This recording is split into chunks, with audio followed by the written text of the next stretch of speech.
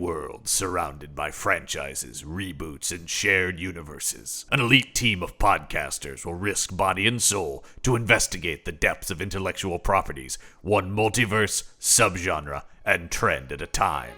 Who are we? We're the IP Squad.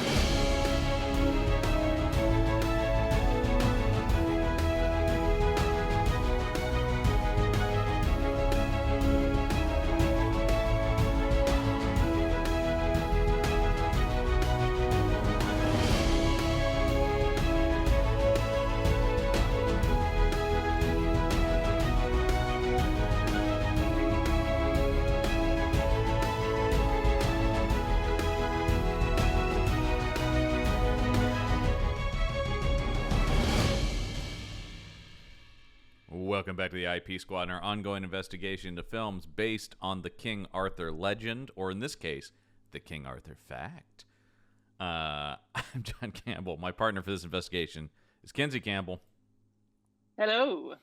Yes, Kinsey, we've done a lot of these, but we finally here have the true story of King Arthur. Yes, we're using archaeological facts. Yeah. To create this movie is what we are told at the beginning. Yeah, and the answer is sort of. So this is based. Others were based on myth. This is real. This is primarily based on the research and writings of a couple, John and Caitlin Matthews, who are British writers, and they've sort of done a lot of work to trace the origins of the King Arthur legend. Okay. I don't know. Sure. Yeah, there's a lot of they're not super well loved in the historical community. There's a lot of extrapolation of stuff. That's not incredibly surprising to hear. Yeah, there's a lot of criticism about like how much they evaluate sources, and so it's like, I mean, I think the thing with this movie and the whole marketing campaign of the movie, including, and then even the opening crawl of the film itself, is like, here it is, finally, the true story. And I would say, based on what little research I've done, and I have not read any of their books, but just sort of glanced at some Wikipedia pages and some of the summations of stuff they've written, is like, maybe this could possibly be pieces of the source of stuff that like kicked off some of the legends. But to say we don't this have time to do all the research. Well, I mean, yeah, and I mean they've written a ton of books about it. Wow. There's a lot of books that they've written about, a lot of stuff. I mean, like specifically about not just where did King Arthur come from, but where did the story of the Grail come from, and what is the real version of Merlin, and what is, and you're like, and also, I mean, I think it's, to me, and once again, I'm just a guy who has a podcast, which means I'm just anybody. I would be curious to watch. Yeah. We're not historians. No, but just to me, we have no background in that. I would say perhaps, though, the idea that there must be a real corollary to every part of the Arthurian legend seems a little like a shaky premise to start with. Mm-hmm. Like, maybe there was a guy like Arthur, but the idea is like also there was a parallel to Lancelot and Merlin and Guinevere, and you're like, yeah, I don't know that like every one of those people. And this movie, for being like, this is fact, is just like, oh yeah, not only did he know Lancelot, but he knew Gawain and Galahad and Guinevere and a guy named Merlin. You're like, yeah, you're having your cake and eating it too here, right? Like he is, because they even say in the movie at one point, by the way, I don't know if you've said, this is 2004's King Arthur. King Arthur, yeah. From the fine folks at Jerry Bruckheimer Productions. And they've Bruckheimered the hell out of this thing. It does feel like a Bruckheimer production. Yeah, this was like, how do we turn King Arthur into summer blockbuster, right? Yes, exactly. But like, there is a thing where it's like, I forgot what his name is. He has a different name. They're like, or, Arthur. Yeah, it's like Arthurius or something. Yeah, because he's Roman in this, right? I mean, that's the whole idea in this. Yes. That they are. He works with the Romans. Right, because the whole thing, this movie is set in the 5th century as Rome is leaving what was at the time, what would have been Britannia. You know, they're losing control of that, and that's sort of what this. Yeah, Arturius Castus, or Arthur to his friends. Or Arthur. Yeah. But then it's just like, and his best friend, his best friends Lancelot, Galahad, Gawain, Bors, you know, like. Yes, and everyone else he's got all of his knights with him. He'll meet Guinevere and Merlin as the movie goes on. And you're like, okay. Yep. But he meets everybody in this. I like the quick little Arturius Castus, who was a real guy. That they talk about. He could have been King Arthur. Yeah, well, yeah. I mean, once again, and when you're talking about 5th century, there's like very, very little known of this guy. So once again, that's the thing I think about. These people have really extrapolated. He's not the archaeological dig. Yeah. Well, in 1924, Kemp Malone was the first to suggest the possibility that Lucius Arturius Castus, his first name wasn't even Arturius, actually. That's the middle name. Lucius Arturius Castus was the inspiration of the figure of Arthur. And then other people have been like, yeah, that works. But then other people have been like, no, it doesn't work. So, yeah. Okay. It's because once again, they didn't write a lot of stuff down back then. So I think there's also a thing where it's like, sure, if you want it to be great. We'll go with it.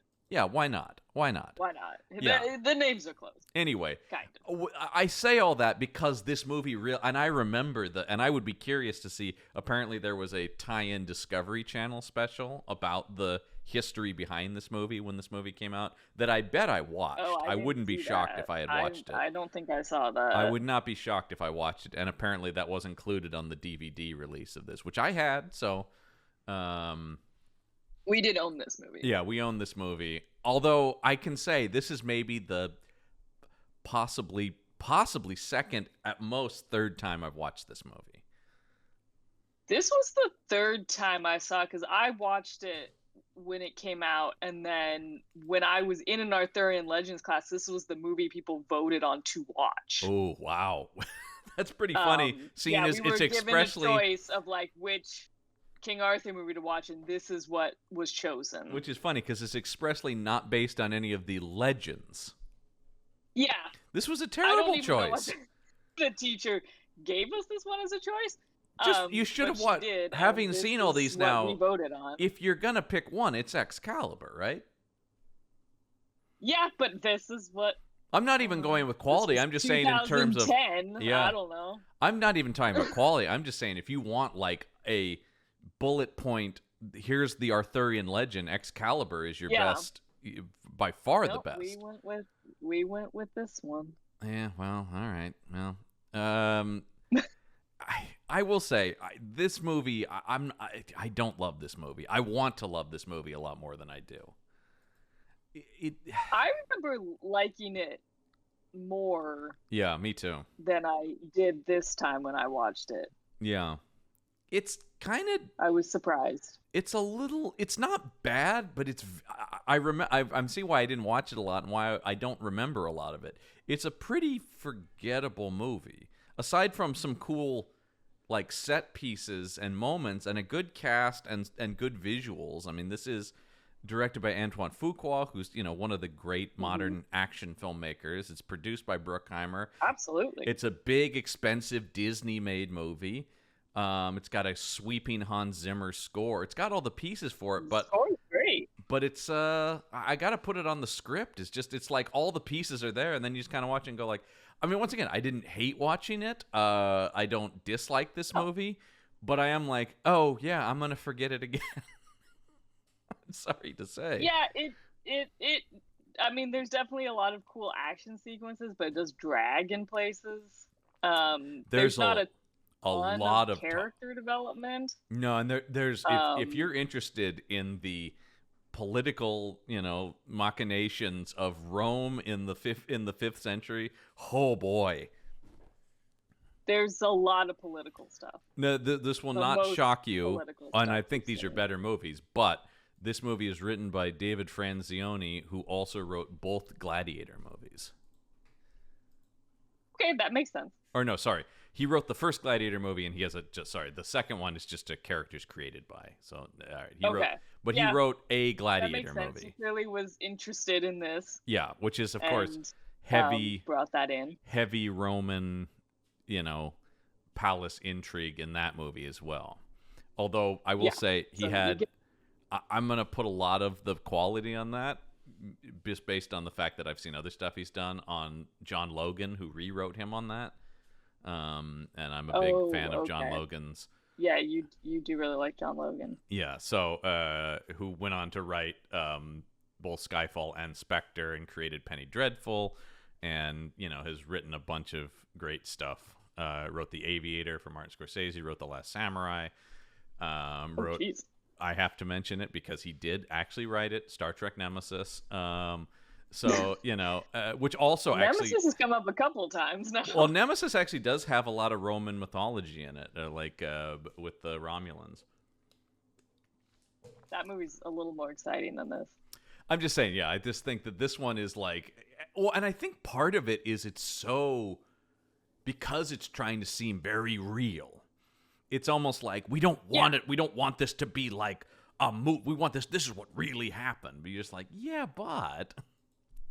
Yeah, you kind of just want the action and the fights and all of that, and you don't really need the political stuff. For being a summer blockbuster, I mean, this opened July 7th, so we're talking height of summer.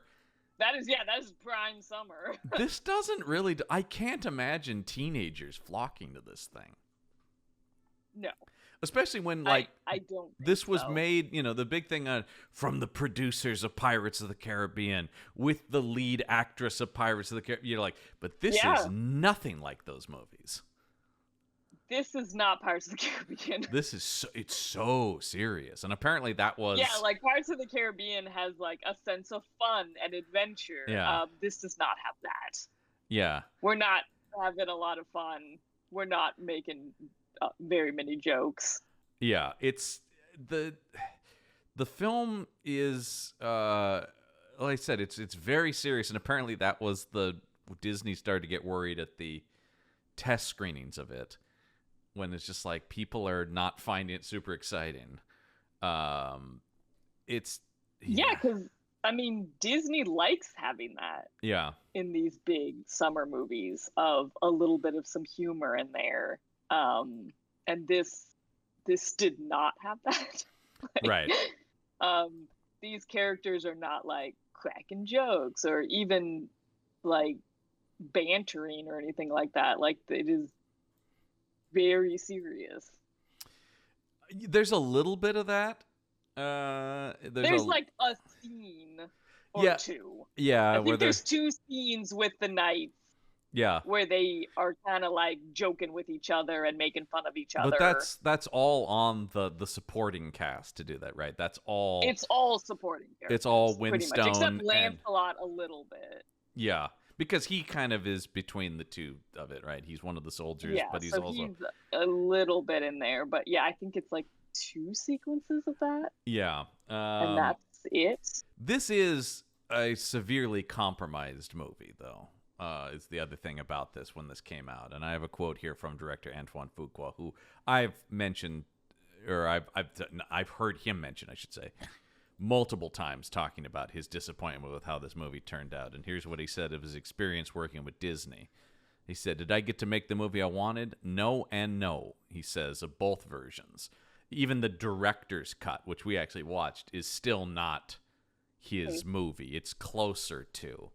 I started out making the movie I wanted, but that was before Disney started to police me. They said, try not to show so much blood.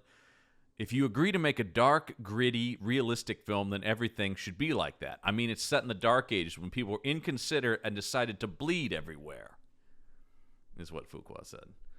But yeah, there was sort of a thing where it's... bleed everywhere. From what he's gathered, he was sort of told he was going to be allowed to make an R-rated movie sort of in the vein of Gladiator, and then during production, they're like, actually bring it back. Because I will say, even the director's cut isn't super bloody. There's a little bit more blood. Not particularly. There's a little bit more blood. Yeah. There's a little bit more sexuality. A lot of the Lancelot leering at Guinevere stuff is only in the director's cut. All of that pretty much is excised in the theatrical cut.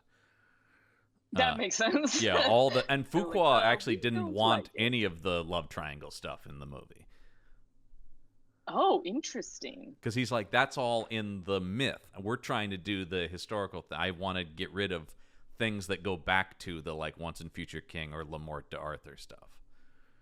Yeah, I mean, there's not a lot of the love triangle stuff in this, except for like some leering. Yeah. This is the least we've ever, except for like the ones that Guinevere wasn't in, like Sword in the Stone. This is the least we've seen of that love triangle. Right. Easily. And Guinevere is just a wholly new character in this movie. Yes. This is a very different Guinevere. Well, they talk about they're not even basing this on Guinevere. They talk about she's taking inspiration from a bunch of other like British myth characters. They talk about or Celtic warrior goddesses. They talk about she's closer to Queen Medb which is a Irish legend. There is no version of Guinevere that is portrayed like this. Once again, she's much more like Celtic or it's interesting. This is obviously the most action and Guinevere ever does. It feels very 2004, right? Where they're like, well, we got to find a way to get her into the action. We got to find. We can't. She's got to be doing something. It's the mid 2000s. We can't just have a lady being saved or mooned over by these two guys. That's just not cool anymore. And that's I have nothing against that, but it does it does feel a little bit like yet another thing in this movie. Yeah, I mean, I remember, me watching this like in middle school and being like, "Oh, wow, she's awesome." Yeah. Cuz she's got a bow and arrow and she's fighting people with swords. Like, she's so cool. She does do all those things, no doubt. Yeah, and I very much was like a tween in the rise of Keira Knightley. Sure. So I think to a lot of girls my age, Keira Knightley was a big deal. Well, because because of Bend It Like Beckham and Pirates of the Caribbean, like she was in all these movies when we were young, and so it was like, oh, Keira Knightley. That's all like a 5-year period where she like instantly took over as the, leading lady, younger leading lady, and she was in everything. Pride and Prejudice would be the year after this. Like she was, she was huge. Yeah, when I was, in middle school, high school. I believe this is between the first 2 Pirates movies that this comes out, if I'm not mistaken. It must be, because I think the first is 2003. Yeah, so I think this was her, and like I said, I mean, it was 2003, so then this, and then the other Pirates, So, yeah, I mean, she was, and she also does Love Actually in there, too, between Pirates 1 and 2. Oh, yeah, that would be in there. Yeah. Yeah, she has, between the first 2 Pirates, she's in 5 movies between Pirates 1 and 2. Holy cow. Yeah. That's so many. I saw Domino. I'm not sure a lot of other people saw Domino. That might be one for a different project I'm working on, because that's an extremely underrated film that Tony Scott made. So anyway, but yeah, but I will say, watching it this time, I'm like, she does a lot of cool stuff, but it's sort of like, and she's not like, none of the characters are very well defined. None of them are. They all look really cool. They all do cool action stuff. But like normally in these movies, I get annoyed that Guinevere is underdeveloped, but in this one, everyone is underdeveloped. I mean, what is Lancelot's story at all? I don't know. He was like a kid from a traveling group or something. Yeah. And got taken in. Yeah. By someone. Well, I mean, the whole beginning of the movie, right, is they come and they get young Lancelot, right, to serve in the army. Yeah. and this whole There's thing that sort of an you're owed, army. because the whole movie starts at the beginning of the story. Everyone is ending their 15-year term in the Roman army, And Lancelot narrates it. which He also narrates feels, the beginning of the movie and the end of the movie. yeah, I don't quite understand why. It feels like a studio saying people are going to be confused. It really, beginning of this movie. it does feel And like so we it need after the fact. need narration to explain what's going on Yeah. and why Lancelot's being taken from his home. Yeah. I don't know. It just feels, I mean, like I said, the whole movie just sort of feels like I don't really care about anyone. I mean, we know Lancelot's cool because he's got 2 swords. Yeah, I mean, like I said, everybody's cool. Like right off the He bat. holds them on his shoulders. But like, can like a anyone? cool guy. Can you point out what the difference between Gawain and Galahad is? Like, No. I mean, they're once again, everybody's cool. Yeah, because Mads Mikkelsen is cool because he's got a bird. He's got a little bit And- something going on, right? He's got a bird. He's got a vibe. He's got a different type of sword. He's He's got a vibe. He's got a vibe, and Winstone's got a vibe, and they're Tristan and Bors. But Gawain and Galahad, aside from their wigs, because that's Hugh Dancy and Joel Edgerton, might as well be the same guy. Might as well be the same guy, though. Story, like character-wise. The wig Yeah. on Joel Edgerton Yeah. is out of control. It's something, man. This is a wig-heavy picture. There's no question. Almost everybody's there's wearing a a lot of wig in wigs. this thing. You either shaved your head or you're wearing a wig in this thing. Yeah, I don't think Dancy's in a wig. I think that's his hair. Yeah, and I don't think... I think his hair's just longer. Clive Owen, that's his hair. I don't know if Griffith is wearing a wig. Griffith looks like he might be wearing a wig. On with his hair. His hair looked weird. Can I say that might that? have been a wig. Yeah, it looks a little wiggish to me. I don't know though. Yeah, something looked weird with his hair. I do enjoy the piece of trivia that one day before shooting, Ray Winstone saw Johann Griffith curling his eyelashes and then got everyone on the set to call him Sir Lash-a-Lot for the rest of the shoot. Wow. So just bullying people on the set of King Arthur. Check it out, Sir Lash-a-Lot. But if it's going to be anybody doing that, you would think it'd be Ray Winstone. It makes perfect sense. Everyone look at that you. it's him saying Sir Lash-a-Lot as he's curling his Because eyelashes. of how I didn't even put together until after the fact that this is Hannibal and Will Graham in a movie together, because they have the camaraderie amongst the Knights of the Round Table doesn't matter enough for me to even comprehend that these two guys will quite famously co-star in something years later. Oh my god. I didn't realize that until you I don't just even know if said there's it. beyond maybe a shot of the whole group. I'm not sure they say anything to each other though.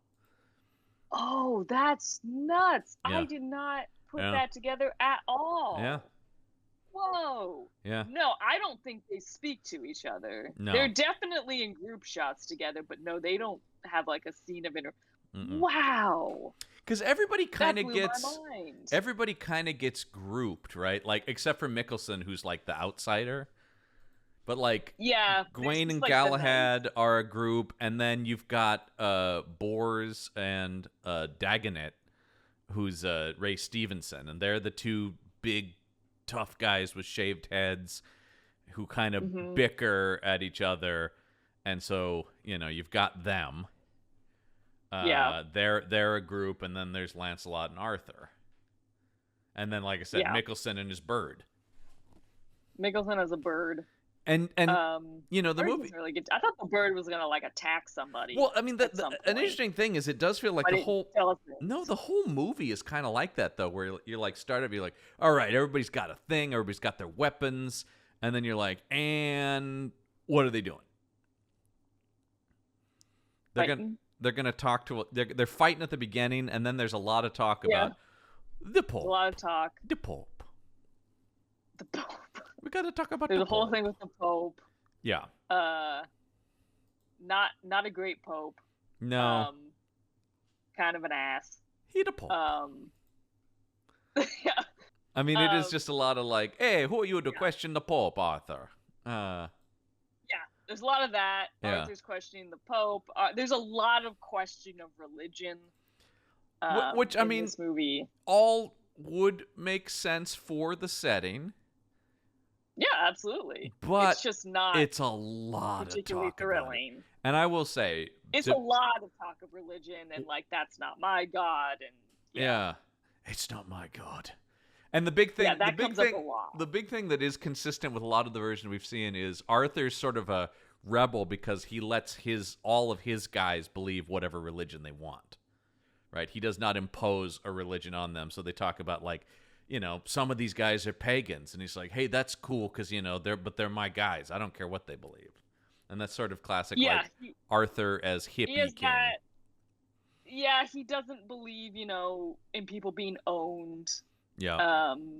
By a kingdom or anything like that. He, you know, everyone is free. But I want to see that. If you're born free. I want to see that, all of that weigh on him a little bit more, or something. I want like more struggle in Arthur as a character. He's kind of just awesome in this movie. You know, he's just very heroic. Yeah, he pretty much accomplishes everything he wants to accomplish. Yeah. I mean, not that there aren't bad things that happen, but for the most part, he's pretty successful in what he's doing. Yeah. You know, he goes to the town that's like, and they have this boarded up room, and he, you know, knocks it right down and realizes, oh, they're keeping people captive and like letting them just die in this dungeon, and he saves everybody. And he's just like, yeah, no way. Not as long as Arthur's around, baby. Yeah, of just like, no, I'm going to come in and free all these people that you've chained up, and no one's really going to get in my way or stop me.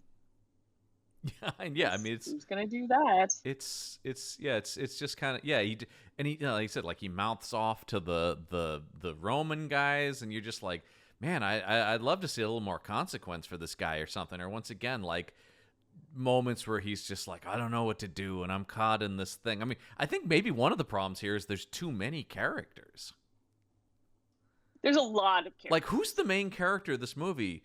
Like, Lancelot or Arthur, maybe, but they're both sort of protagonists, because it seems like Arthur's the protagonist, but then Lancelot's the one telling the story.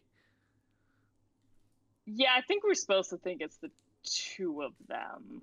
And then Guinevere comes in like 45 minutes into the movie, though. She comes in, yeah, it takes a while to get to Guinevere because she's one of the people down in the dungeon that they save. I mean, they save her and a kid. I think something I said to you, and look, this podcast network is nothing but us trying to fix movies. But it does feel like, I think the better decision, something I would have done, once again, had they hired me to rewrite this thing, I would have had the opening sequence be them freeing those people and them saving Guinevere in the opening sequence, which would have allowed her to be in the movie longer for you to spend more time with her.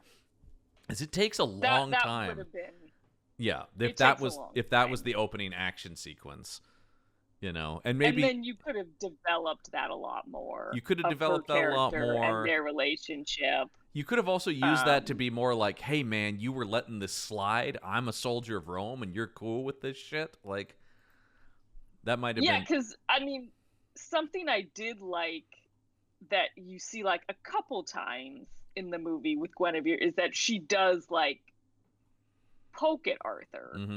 And is like, hey, you know, you're saying you're, like, saving all these people and you're protecting all these people, but are you really doing that? Yeah. And she does sort of question him, and if you had brought her in earlier, you could have had more of that. Well, because she leads them. Because I thought that was an interesting trait to give to Guinevere, that she is sort of like, I don't know about you, man. I don't know if you're as great as you say you are or think you are. Yeah, because they're being held. She's part of Merlin's group, which is... What are they called? Yeah, Merlin has a whole like army of people Yeah, I guess there's a that lot. live in the woods. The Woads are The apparently what they're woods? Woads. The Woads. Maybe it's Yeah. the Woads. So they live out in the woods. Guinevere's part of that. Yes, but she's They sort of paint each other. They paint themselves blue. which maybe is a. I mean that I assume that's based on something, but I don't know. But it's hard. It hard must not. be. But it's hard not to think Braveheart when I see people put blue war paint on. It does look a little like Braveheart. Yeah, It's a similar shade of blue. yeah. And I said I think that's. I mean, we're dealing in the same sort of era, or not era, but area, and stuff. So I mean, it's possible that's a real thing. Once again, I don't really know. But yeah, when they do free some of these people from British acting legend Ken Stott. If you're a British detective fan, he's done a lot of stuff. Yeah, and so Merlin has this group of people that live out in the woods, and they're viewed as villainous. Right. They're viewed as they attack people, they kill people. Arthur very much views them as antagonists. But of course, that's not really what's happening. Yeah, because it's the Saxons who are really the bad guys. And so Guinevere kind of lures Arthur into the woods to talk to Merlin, and is like, "Hey, he's not your enemy." Right. You keep thinking that, but he's not. Yeah, and this is what I'm talking about. There's a lot of like political stuff, and I got to say and this is where you're going like, man, I know you want to get Merlin in there, but like, man, this thing is already jam-packed with characters who aren't getting developed. And so it does feel like they're just like, I don't know, the weird guy in the woods is Merlin. Does it really matter that he's Merlin? And there's certainly no magic in this movie. So I thought that was a strange choice to just kind of jam a Merlin in because you expect it, right? This is one though where I would have thought Merlin's not right in this, or not playing a role in this, because we're going so real world, historically accurate and real world, that like, whoa, Merlin's here though. And he's just like a guy. He's played by Stannis Baratheon from Game of Thrones. Oh, is that who that was? Yeah, Stephen Delane. Oh. Yeah. I didn't recognize him. Well, he looks a lot different. We've had a few Game of Thrones people in these Arthur movies.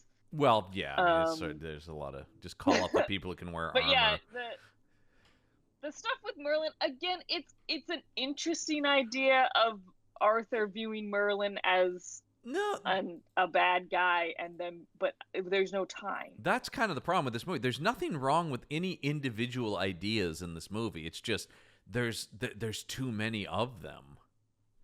Yeah, a lot of interesting ideas, not enough time. No, this movie needed to focus. That I think is the big problem here. It's like, all right, you've got all these pieces, but this screenplay, and this went through, no surprise here, a lot of drafts. At one point, Michael Bay was going to direct this movie, which makes sense because of the Bruckheimer. Yeah. But then due to like the constant rewrites and stuff, I was like, hey man, I can't just wait around all day. That makes sense. So, I mean, I think that's part of the thing here is I think they had this idea to do this gritty, grounded Arthur movie, and then the Bruckheimer people had ideas, Disney had ideas, Fuqua had ideas, and it went through a number of because I see also here John Lee Hancock, who's a filmmaker who's done a lot of movies for Disney. He did apparently very late uncredited rewrites on this movie, so they were really trying to figure this thing out for a long time. It seems like that shows, I think, in the final product of just they had no idea where to go with this thing, and so there's a little pieces of all of these different things in it, and it doesn't quite come together. Yeah, I mean, like, and even still, like the final ending scene of the wedding between Guinevere and Arthur was added after the fact because Disney didn't like the darker ending that ended on the battlefield, and they wanted some sort of uplifting ending. Yeah. Yeah. That feels added in. Yeah. Of like, oh, why are we here? And Fuqua apparently on his commentary is like, and I still don't like that. It just, yeah, it does. It feels weird. It doesn't feel like it's supposed to be there. So that's not surprising to hear that that was added in late. Right. Yeah, it probably should have just ended on the battlefield after. We haven't even talked about Stellan Skarsgård. Who I think one of the biggest problems when you talk about this movie spending too much time is you've got a great villain in Stellan Skarsgård, and he's not in the movie that much. He's not. He's really not in it very much, and he's. I liked his villain performance because he went low. Yep. He didn't go like cackling madman like we've seen in a lot of these. No. He went real subtle. It's and real low it's a real like marked difference from Ben Cross in the last episode. Yeah, who was very big and over the top, Big and this time, was like very quiet and scary. Yeah, I mean, and threatening, but and it's a shame. It ends up being a waste of a really great actor, and then you've got Til Schweiger as his son, I think. So it's his son. Yeah, who also really has even less to do other than just be menacing. Yeah, I mean, he's people. definitely, the son of the villain who wants to prove himself. Yeah. And he's arrogant, and he gets a lot of people killed. But and ultimately ends up getting himself killed. If you want to see a better bad guy performance from him in another Bruckheimer produced movie, go watch Ministry of Ungentlemanly Warfare, where he's great. Yeah, he's great in that. He's really super scary as the villain in that. Yeah. Yeah. So, and if you want to, if you want to see a lot of my hunks, go watch it. Well, this one though has a lot of your hunks, because we've got Dancy, and we've got Johan Griffith and Clive Owen. I don't know where you stand on a Joel Edgerton. I mean, not in this. Well, not in this. Not with this wig. I think at a certain point I'd made so many comments about it because we were watching together. You said you have to move on from the wig. Well, because it's just like he's gonna have that wig the whole movie. All right, you're gonna have to deal with that wig for the next 2 hours. So just it is what it is. Just move on. But it almost is like when we talk about these characters being underdeveloped, it almost is like, we'll put this wig on him, otherwise they're not going to know who the hell anybody in this movie is, because none of these people, keep in mind, these weren't like name actors. Like, this has got a big cast, but I don't think I really knew these guys when this came out. I probably knew Winstone from some stuff, but and Griffith. When did Fantastic Four come out? I knew it was once again Dancy from Ella Enchanted. Once again, it was the next year. I did know Griffith though, because, and it's the kind of nerd I am, this won't shock you, I had loved the BBC miniseries of the Horatio Hornblower novels that he had done. Oh, of course you'd seen that. Yeah, on A&E. British Navy adventures of like the 1800s or whatever. Yeah, I was all over those. That is what you would be watching. Oh, I'm a fan of those books. So tall ships. Give me a tall ship. We sadly only have one Master and Commander movie, so I can't do an IP Squad season. Damn it. That's why you liked Ministry of Ungentlemanly Warfare. They're on a boat. Yeah, I do love a boat. Yeah, they're sailing around. Well, I mean, actually, it's also why I like the Pirates movies. There's a lot of boat action in there. I love a good sea battle. There's a lot of boat action. Yeah, I was the one person who saw that Chris Hemsworth Moby Dick movie. You might have been. Yeah. I didn't see that one. I like that movie. It's also Spider-Man, doesn't it? Yeah, it's got Tom Holland as well. Yeah, Tom Holland's in it as well. Yeah. Yeah. They gotta survive their boat being attacked by a big whale. Yeah. It's that is the true story that inspired Moby Dick. It's a little bit like this in some ways, except that one actually is pretty actually true. That one, I think there's more record of it happening. Yeah. And people agree on it happening. The reason I spent so much time in that beginning is I do think like it was a little bit like, I remember even at the time going like, no, it's not. Like, even without looking into it, you're like, no. This Well, they felt don't- wrong. They don't give you a ton of information up front about, like, they literally just go, like, those were myths. This is based on an archaeological dig. Mm-hmm. And you're like, okay. And you're just supposed to be like, see, it's real. Yeah. We looked at evidence. Yeah. If you want to find out the evidence, go look it up yourself. I'm looking at, so there's, because IMDb has this, you can just see what all the changes are in the two versions between the director's cut. Oh, the PG-13 and the R-rated. Yeah, I mean, and it's like minute things, like in one, a guy gets shot in the chest, and in the director's cut, the arrow goes into his head. You know, it's like stuff like that, right? Well, because watching it, it did not feel like, oh, wow, this is really violent. Or There's- it didn't feel more violent than the other version I'd seen of it. Well, because those battles were happening on set, so like some of the battles had blood erased in the theatrical cut. Yeah. And there's a couple shots that linger a little bit more. I noticed there was one scene where like you see Arthur and there's just like not only sword, like blood on his sword, but like bits of flesh and stuff like that. And you're like, that probably was digitally changed a little bit. There's more That like would've been viscera erased. on his sword. But yeah, I still don't think, once again, that's why Fuqua is saying like the director's cut is closer, but still not, there is no cut that exists really of what he was trying to do. Because yeah, Fuqua is not known as a guy who makes, you know, all ages entertainment. And that's kind of also a problem with this movie is the tone of this movie is so serious and adult. And had this come out, I mean, I don't know that you could have like, but I mean, I'm talking about just in general as a thing, like, had this come out in like November as an R-rated movie aimed at adult audiences, that feels like the movie they were trying to make, and then Disney's trying to tiptoe it back into being, you know, a summer action movie, and it clearly wasn't built as that. Well, I was surprised when you said he directed it because I was like, oh, I've seen, you know, several of his other movies, and I'm like, this doesn't feel like that Right. at all. Uh, It doesn't match up with that. So I was like, I had no idea that was him. This thing also got absolutely smoked by the second weekend of Spider-Man 2. Oh, yeah. Yeah. And Tough to beat Spider-Man. it opened third because it was the second week of Spider-Man 2, and then the other movie that came out this week was Anchorman. And that was a big one. That I saw both of those and not this. You know. I don't think I saw either one of those in the theater. Yeah, I did. Actually, I know I did. didn't see either one of obviously those I did. But in the theater. But yeah.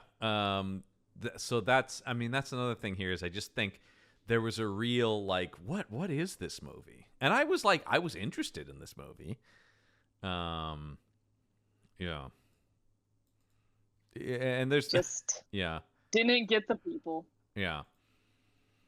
And I mean, you know, Fuqua talks a lot about this. Really taught him a lot of lessons about, because I mean, yeah, I mean, what did he hit? I just want to see what had he done before the, because he had definitely done Training Day, because I already was a fan of his from Training Day, which is, you know, so gritty and grounded and R-rated.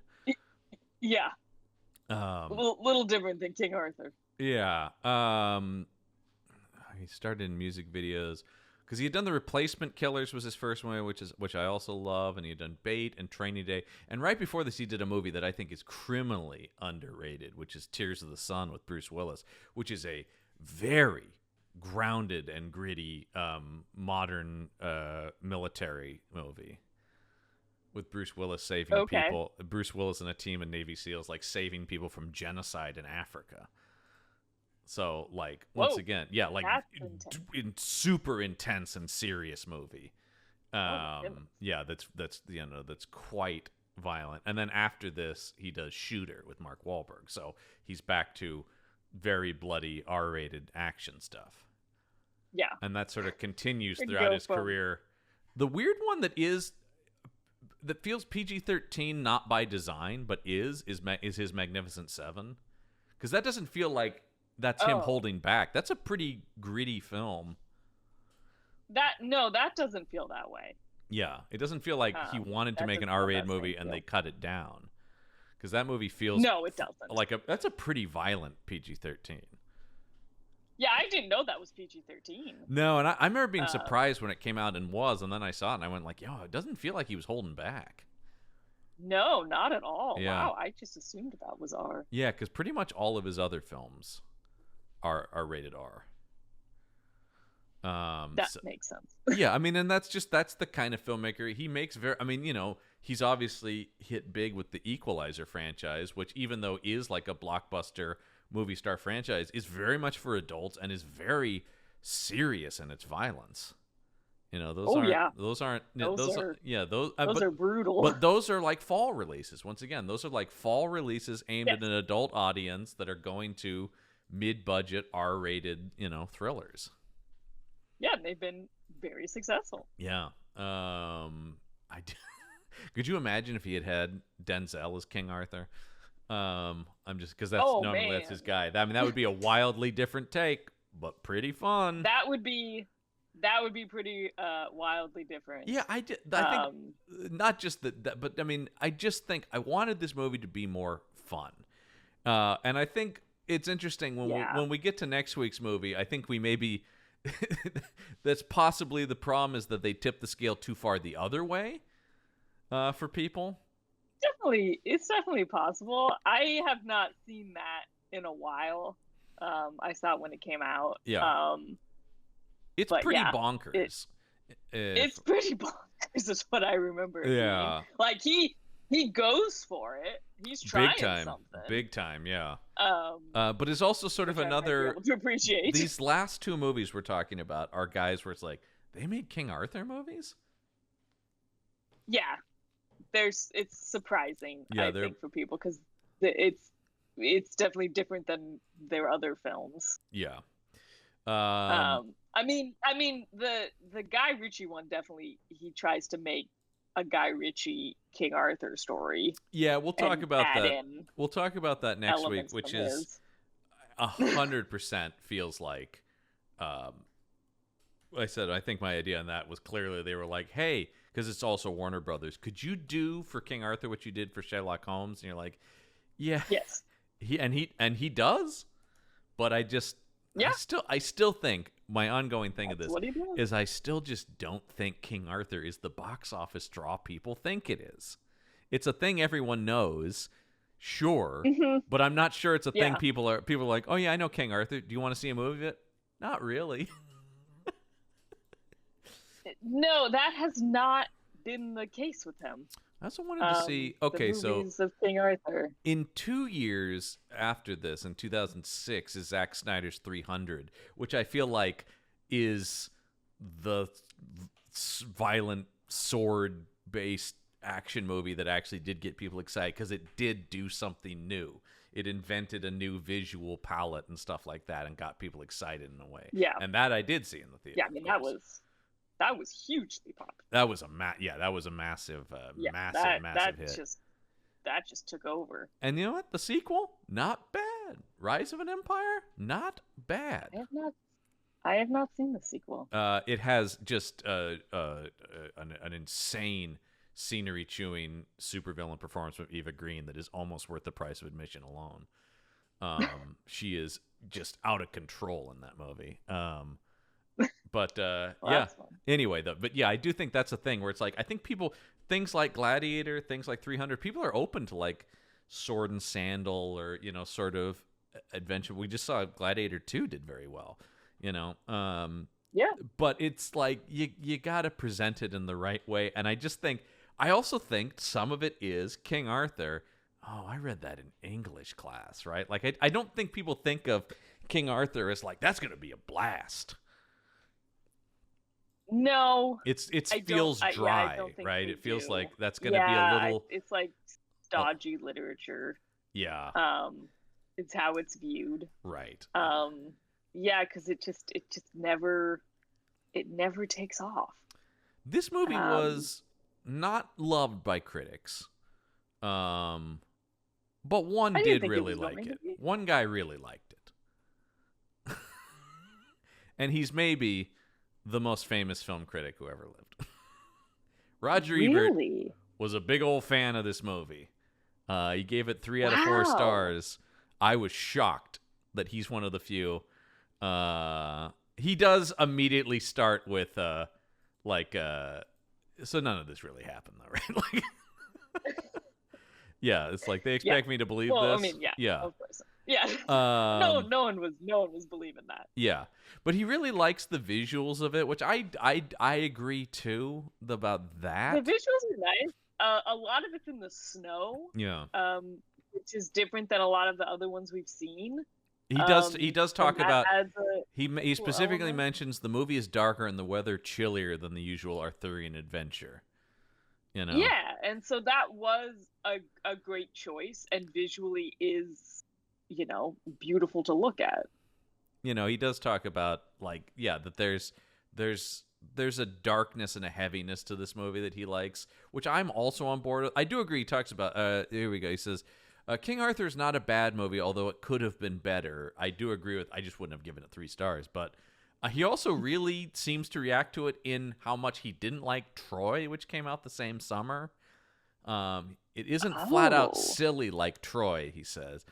But I would actually argue that's kind of one of the things I like about Troy. I mean, not that I'm going to say that's a great movie, but that movie was bigger and louder and wilder than this movie that I kind of enjoyed. Yeah, it is. Yeah. It definitely is. He really. I didn't realize I forgot those came out close together. Yeah, it's an interesting thing where it sort of felt like were we trying to make these come back? These sort of, once again, like Sword and Sandal. This isn't really Sword and Sandal, but seems like it. Yeah, medieval action. This will shock you. He really likes Keira Knightley in it. I knew it was gonna go there. Yeah. The second you said you liked it, I was like, he's gonna say something about Keira Knightley. Loves Keira Knightley. And he also particularly spotlights Winstone, who I do think is, once again, as I mentioned earlier, maybe one of the standouts. He is. He definitely is. Because he actually has like a character and like he has like an energy and a vibe that nobody else really has. Like he has a family, and we see his family, and we see his wife. Like we have more of a sense of him than most of the other characters. He seems to just like that it doesn't use a lot of CGI. It's all very real, like battlefield sequences. He just likes sort of the seriousness and the heaviness of it. He mentions Troy like 4 times though. He's just like, oh, like that piece of shit. So he was very, very mad at Troy. It's really saw King Arthur. It's less a positive review of this and more like a second negative review of Troy. Which, once again, I will not argue is a great movie, but is certainly a much glossier movie than this. Yes. And I think a more fun movie if you're going to sit down and watch one of these. I would say if you're going to sit down and watch, that one is more fun. Yeah. There's a little bit more going on. It has whatever accent Brad Pitt is doing. Yeah, I don't know what accent. He looks great, though. He looks great in that movie. He looks great. Yeah. Yeah, if you really want to look at Brad Pitt. Well, that's got Pitt. Actually, that movie's just all good-looking people. Pitt, my word, that cast. Pitt, Bana, and Bloom are your 3 leads there? Yeah. Yeah. Not oh my goodness. bad. And then everyone in that cast. Diane Kruger and Rose Byrne. Yeah, that is just. And then you got my guys, Sean Bean, Brendan Gleeson, and Brian Cox there to add some weight, some weightiness. Yeah. You know. Well, you gotta have that. Yeah. Well, of course, that goes with the, that goes with the territory of that. I will say, if you're actually looking for a better version of this movie, I would pull out Ridley Scott's Kingdom of Heaven, which I think is a very grounded, realistic medieval war film about the Crusades. It's very heavy. It's very R-rated, very much, but designed to be, a serious historical drama. And also, if you seek that out, watch the director's cut, because that thing got butchered by studios. That was a shame on that one. Oh. Because that's a movie that really, that's one of those that people bring up as like, it's a whole different movie if you watch the director's cut. So I put that in the Batman v Superman category of like, oh, it completely changes the film if you watch the director's cut. So check that out. I really like Kingdom of Heaven quite a bit. And I think a lot of people do. And that came out the next year. And like I said, that movie was, you know, like I said, really was trying to do a historically grounded and very dark film. Also with Orlando Bloom and Brendan Gleeson. Oh, so we're just gonna be doing an Orlando Bloom and Brendan Gleeson podcast. Yeah. But that one also has Liam Neeson. It's got Liam Neeson in it. Oh. And Jeremy Irons and David Thewlis, and serious. Yeah, good cast. That's good cast. Yeah, Edward Norton. Yeah, good movie. Good movie, Kingdom of Heaven. All right, let's talk about how this did at the box office, though. We're in the 2004 box office. This movie ultimately worldwide made $203.5 million, which seems like a lot, but not really. I mean, it doesn't seem. It was a $120 million movie, so it did, make money, but not what they were looking for. That is not what they would want. Where do you think this thing landed in the top 200 releases of 2004? Do you want the top 5? It's certainly not in those. Sure. I was gonna. I don't even. Is it even in the top 10? It is not in the top 10. No. I was gonna say I don't even think it's there. But number 1 highest grossing movie of the year, not a surprise if you were alive at this time, was Shrek 2. Oh boy. That thing made $929 million. The popularity of Shrek. Because the other ones aren't even close. Because number 2 was Harry Potter and the Prisoner of Azkaban. Okay. And that only made $795. So, I mean, it is a lot less. Holy cow. It's almost like $150 million less. Shrek 2 was a juggernaut, the likes of which, And then, of course, Spider-Man 2 made $780. I went to both of those. I went to Shrek 2 and Harry Potter and the Prisoner of Azkaban. Shrek 2. Spider-Man 2 at $783.7. The Incredibles was in 4th with $631.4. And lest we forget, what was the talk of the year was The Passion of the Christ, made $609.4 million worldwide. Oh, man, yeah. That was... Yeah, that was everywhere. The unavoidable. Of that movie. Yeah, I will say Troy did land in 8th place with $497.4 million. So, okay, good to know what Troy was. Yeah, where do you think King Arthur was? In the 20s? Maybe. Is it not in the 20s? Is it 25th? Oh, pretty close. It was 24th. Oh wow, okay. $203.5 million. It made. Just a little more. It made a couple 100,000 more than Garfield the movie. Oh my gosh, I forgot about Garfield the movie. And then just under A Series of Unfortunate Events, the Jim Carrey movie adaptation of. Oh right, yeah. That thing kind of came. Man, that movie kind of doesn't exist. Yeah. Yeah, especially now that after they made the show in particular. But I'm looking at this. I went to a lot of these movies. I did not go to King Arthur, but I did go to Ocean's 12. I did go to Meet the Fockers. I did go to Bourne Supremacy. I definitely went to Van Helsing, which one of your favorites. Spoken of. National Treasure, Collateral, The Terminal. Along Came Polly I went to. Starsky and Hutch. I went to every Ben Stiller movie. There were 3 Ben Stiller movies. Ben Stiller had 3 movies that year? Wow. Yeah, and I went to all of them. Well, you're a big Ben Stiller fan. Yeah, he's one of my favorites. There you go. That's King Arthur, a movie that, like I said, is forgettable. Less bad than it is just sort of forgettable. I don't know that I'll ever watch this again. I probably won't watch this again. There's just not there's just not a lot here. Should we talk about though the scandal of the King Arthur poster? Oh, do you want to talk about that?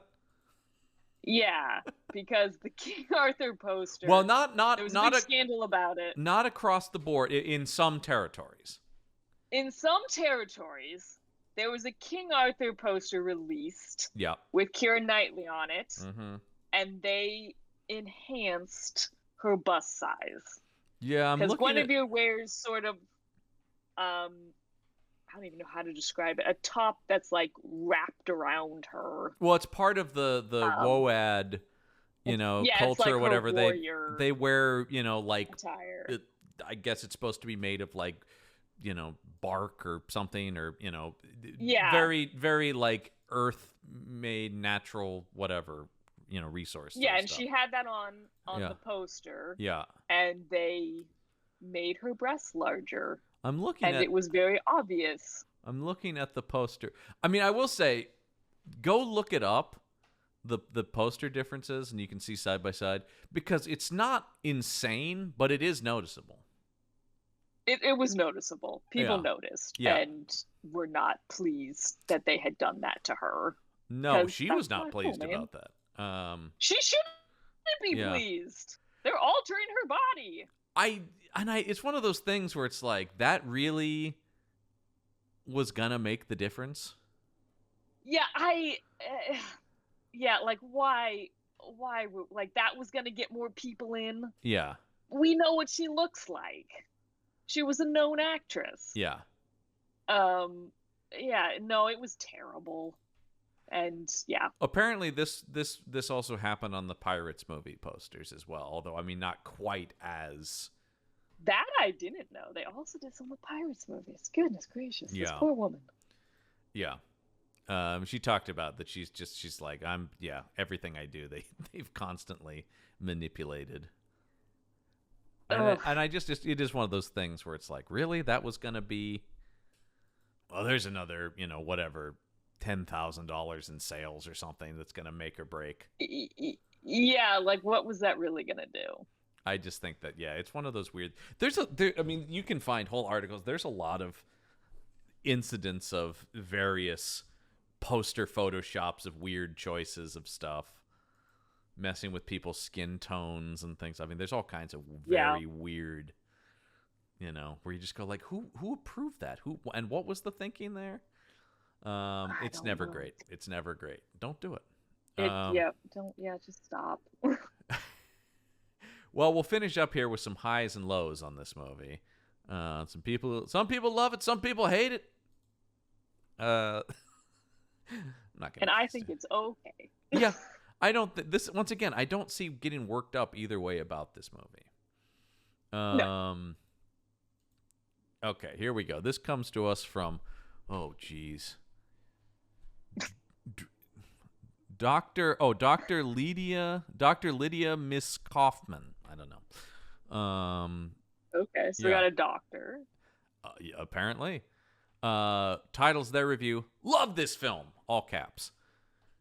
For those who wanted a film historically correct, would be better off watching Discovery Channel or History Channel. I love Gladiator because it was a fantastic film and not because it was historically correct. Ditto with the last two, Robin Hood's and Braveheart. Ben-Hur, I enjoyed the stories. Titanic was not historically correct, but people loved it. I'm not a Titanic fan, but that's my point. In Titanic, people enjoyed the love story between Jack and Rose.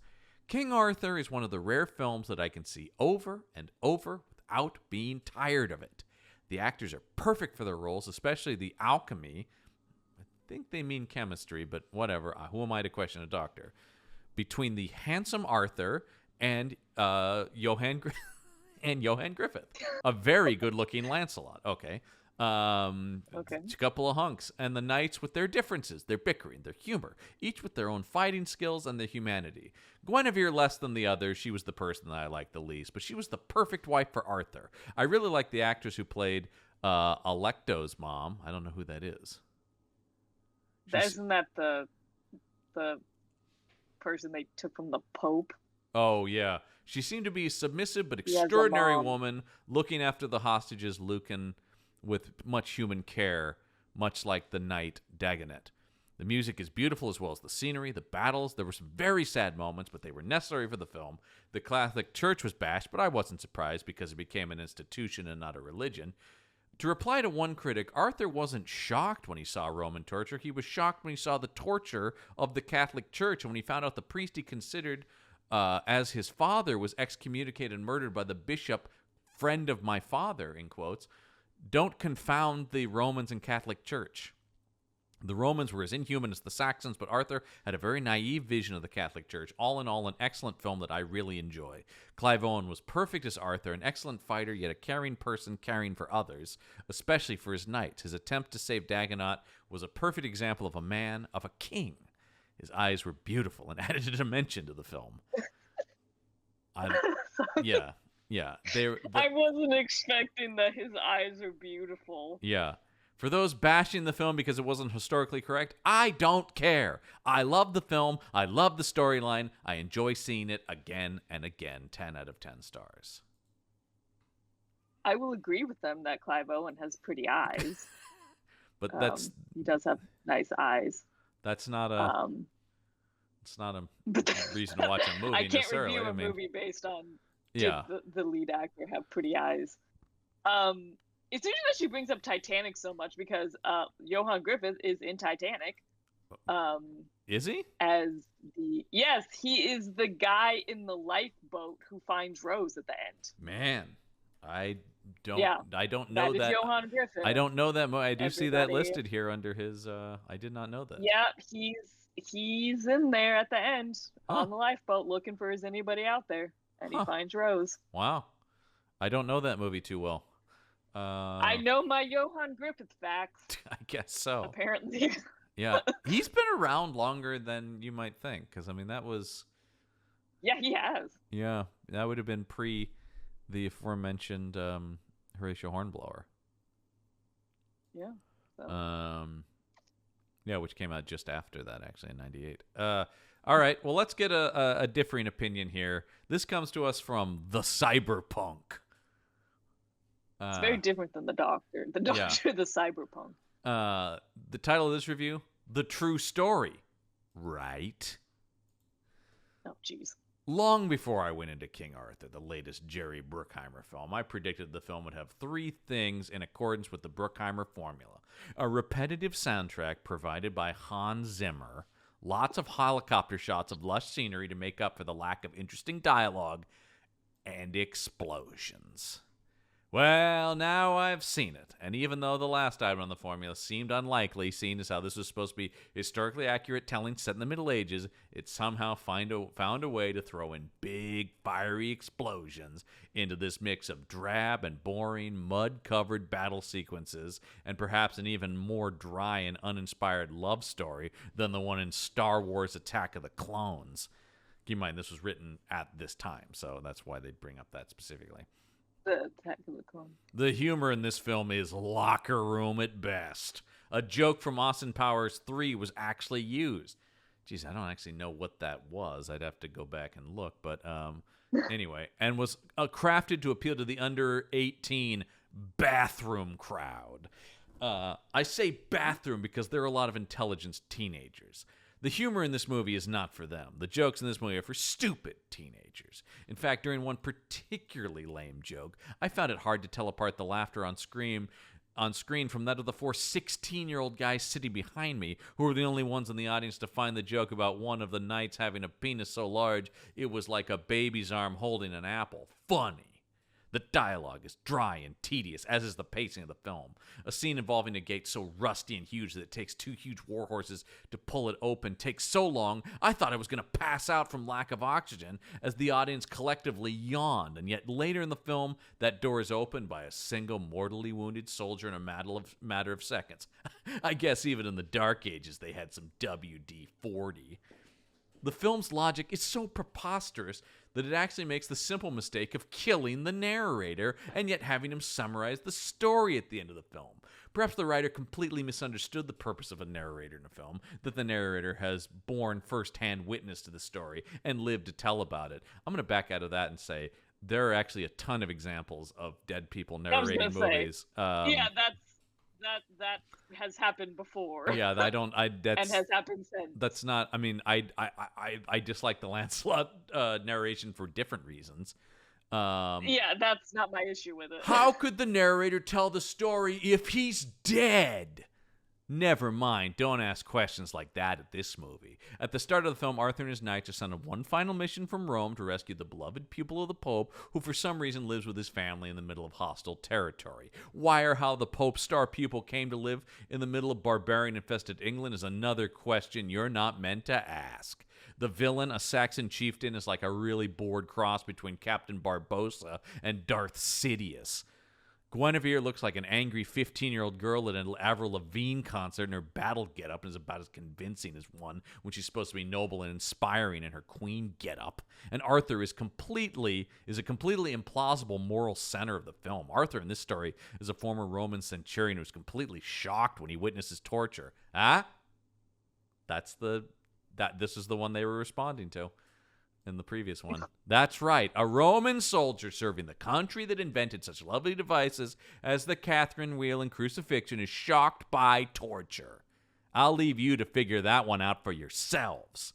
A film with the audacity to call itself The True Story of King Arthur must be held to a higher standard than that of a popcorn flick, which is all this film seemed to be trying for. The sad fact is that this movie doesn't pull off even that meager feat. This movie is not fun, it's drab, it's uninteresting, and it's boring. You'll have more fun eating your popcorn than you will watching this movie. 1 out of 10 stars. Good Lord. That person's so negative, it makes me want to defend the movie. Yeah. Goodness, I mean, to get that angry about this movie just doesn't seem right. Like, why are you so mad? So, like, there's so few scenes of humor in this movie that to get that mad at the humor is like, there's barely any. There's like one scene where they're, cracking wise. So, my goodness.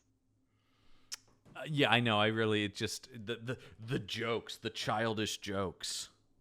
Yeah, like so much of the movie does not have jokes. But to even bring them up is like, why?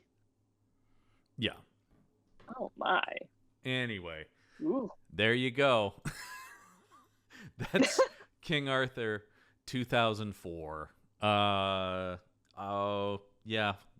I would say similar to, they're for different reasons, but similar to First Night, these are both sort of like movies. Yeah. It's fine. Yeah.